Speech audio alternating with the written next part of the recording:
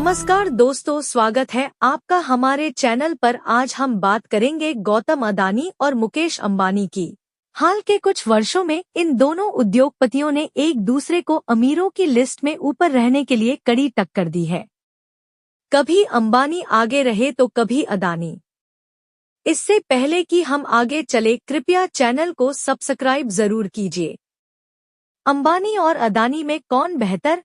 पहले बात करते हैं मुकेश अंबानी की। मुकेश अंबानी रिलायंस इंडस्ट्रीज के चेयरमैन और मैनेजिंग डायरेक्टर, भारतीय व्यापार जगत के सबसे प्रभावशाली व्यक्तियों में से एक हैं। उनका जन्म 19 अप्रैल 1957 को यमन में हुआ था। उनके पिता धीरूभाई अंबानी ने रिलायंस की स्थापना की और मुकेश अंबानी ने इस विरासत को आगे बढ़ाते हुए इसे नई ऊंचाइयों पर पहुंचाया। अंबानी ने 1981 में रिलायंस इंडस्ट्रीज को ज्वाइन किया और तब से कंपनी का विस्तार पेट्रोकेमिकल्स, रिफाइनिंग और बाद में टेलीकॉम और रिटेल जैसे क्षेत्रों में किया। रिलायंस जियो की शुरुआत ने भारतीय टेलीकॉम सेक्टर में क्रांति ला दी। मुकेश अंबानी की दूरदर्शिता और निर्णय लेने की क्षमता ने रिलायंस को भारत की सबसे बड़ी कंपनियों में से एक बना दिया है।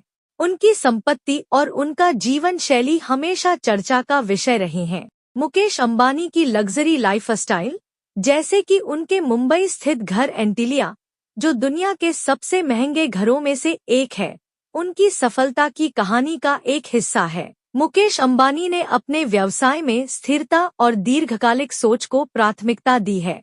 रिलायंस जियो और रिलायंस रिटेल के माध्यम से उन्होंने करोड़ों भारतीयों के जीवन को बदल दिया है। अंबानी की सफलता उनकी कठोर परिश्रम, साहसिक फैसलों और नवाचार की सोच का परिणाम है। अब बात करते हैं गौतम अदानी की, जो अभी एक उभरता हुआ सितारा है। गौतम अदानी, अदानी ग्रुप के संस्थापक और चेयरमैन, भारतीय व्यापार जगत के उभरते हुए सितारों में से एक हैं। उनका जन्म 24 जून 1962 को गुजरात के अहमदाबाद में हुआ था।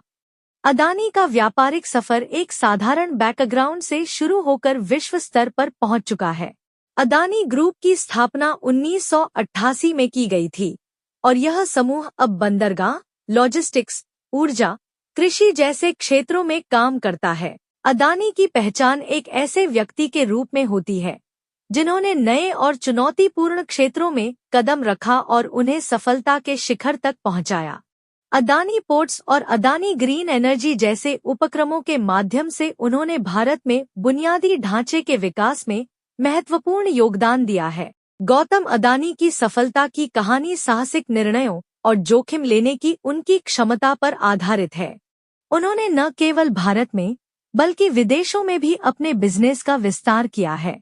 अदानी ग्रुप का व्यापारिक साम्राज्य आज बिजली उत्पादन, प्राकृतिक संसाधन, हवाई अड्डा प्रबंधन जैसे क्षेत्रों में फैला हुआ है।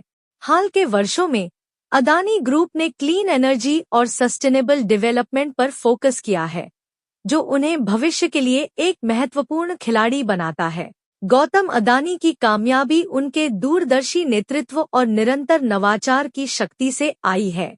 अगर कंपैरिजन करें कि कौन बेहतर है, तो मुकेश अंबानी और गौतम अदानी दोनों ही भारतीय व्यापार जगत के दो बड़े स्तंभ हैं, लेकिन उनके काम करने के तरीके और दृष्टिकोण में अंतर है। मुकेश अंबानी ने एक स्थिर और विशाल बिजनेस साम्राज्य खड़ा किया है, जो दशकों से प्रगति कर रहा है। उनका ध्यान दीर्घकालिक योजनाओं और स्थिरता पर है। उन्होंने भारत में कई क्षेत्रों में नेतृत्व किया है। गौतम अदानी ने एक द्रुत गति से विकसित हो रहा साम्राज्य खड़ा किया है, जो साहसिक निर्णयों और जोखिम लेने पर आधारित है। उन्होंने तेजी से अपने व्यापार का विस्तार किया है और भारत के इंफ्रास्ट्रक्चर क्षेत्र में एक महत्वपूर्ण भूमिका निभाई है।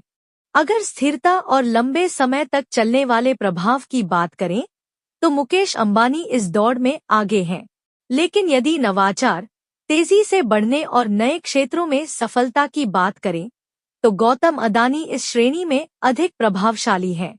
अंततः कौन बेहतर है, यह इस बात पर निर्भर करता है कि आप स्थिरता और अनुभव को महत्व देते हैं या नवाचार और तेजी से बढ़ने को। दोनों ही अपने अपने क्षेत्रों में अग्रणी हैं और भारत की आर्थिक प्रगति में महत्वपूर्ण योगदान दे रहे हैं। दोस्तों, आपके विचार हमारे लिए बहुत जरूरी, इसलिए कृपया कमेंट में अपनी राय जरूर लिखें और चैनल को सब्सक्राइब जरूर करें ताकि हमारी वीडियोस आप तक जल्दी पहुंच सके।